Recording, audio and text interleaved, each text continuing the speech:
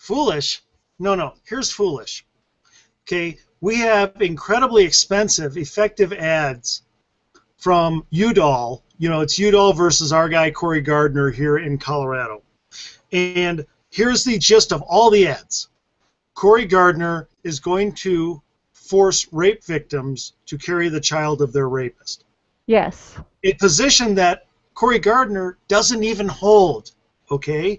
Now, he voted once for the personhood amendment, and you can use that, I guess, in that way. He has backed off and said, well, whoa, I don't support that aspect or whatever. Whatever. So here's the key. They come out with this. That's an incredibly huge point. As I always say, if you went to the mall and asked 100 people, do you believe the government should force rape victims to carry the child of their rapist, you would not get 10 who would say yes.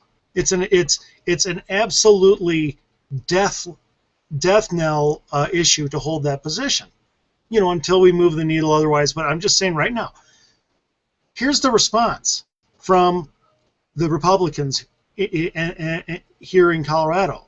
Udall is just a one-issue candidate. No, I'm not kidding. So, Chandra, if you're feeling foolish, no. Nobody. I wish I had a camera right now so that you could see my face. I do. You walked into a room with no PowerPoint and lit up the room. No, foolish is responding to and is losing single women by 35% and responding to an ad that says that you would force rape victims to carry the child with "you're just a one-issue candidate." That's foolish. I agree. Which is why I pressed Corey Gardner so hard that the 2 times that I've gone to see him and have had the chance to speak to him directly, and I've not gotten a really good response. What'd he say? What'd you press him on? What?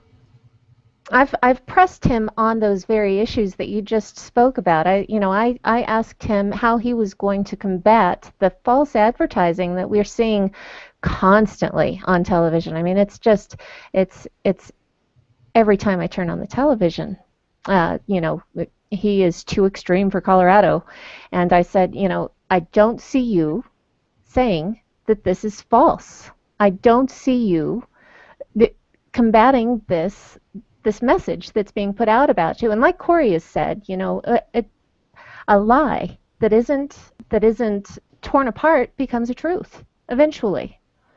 Everybody in the state of Colorado is believing that nonsense if they don't have a clue as to what's going on. And that's like the rest of the nation. We have a huge uninformed populace in our state who, they don't look up any of the issues. They don't look up the candidates. They don't look up what they stand for. They're uninformed. So they get these 10-second sound bites on television that tell them that this fellow's too extreme for Colorado, with an unfortunate image of some woman walking to her medicine cabinet and unable to get the birth control of her choice, looking sad and forlorn, and they buy it, hook, line, and sinker. And here's the sad part, guys. On about 90% of the issues, Corey Gardner's position is the favored position of the majority of Colorado voters. And and by letting this one ride like that. Basically, I think the gist of his message to me was, I'm going to stay above the fray. I'm going to take the message to this other plane where, yes, Fishy, I like the fists. I'm going to take this message to a higher plane. I'm not going to go down into the dregs with this person. So, as opposed to fighting for us, fighting for the message, yeah. God, is it any wonder Ted Cruz is so popular? People believe he will fight. People believe he will not sit down and take something. That is attractive in a candidate. It doesn't matter what Ted Cruz is saying, in as much as the fact that he's willing to fight. People dig that, especially in the conservative movement, especially when you take something that someone says and you call them out. That is a bald-faced lie that they're talking about me, and I'm going to tell you why. How hard is that? That's what they should have done. That's what they should have done. They should have shot an ad with Corey Gardner riding a skateboard with extreme music playing, and at the very end he says, "I'm not too extreme for Colorado, and I don't support." And these ads that Udall is running against me are absolute lies. That would have solved that problem.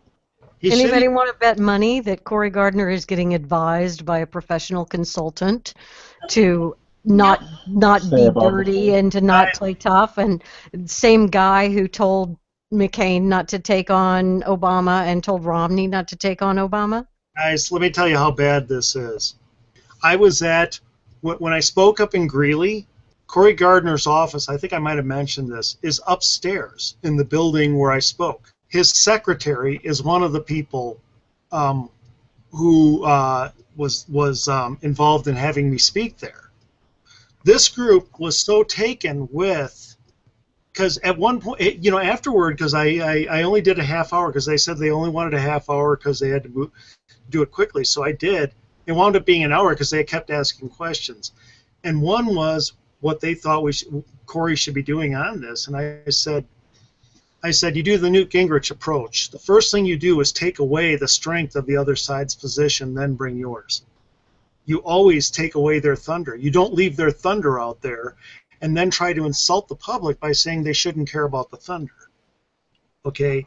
You should go directly at it, take it away, and then Corey would be mauling Udall on the remainder of the points. I said, and they said, well, could you write a 30-second ad that undoes this? I said, easily. I'd be happy to do it with them. And they said, and so they said that they were going to go to him, and they meant it. They went to his campaign and demanded that his campaign sit down with me. I've never gotten a call. How are people saying the economy is getting better under the current administration when these costs keep going up and up and up?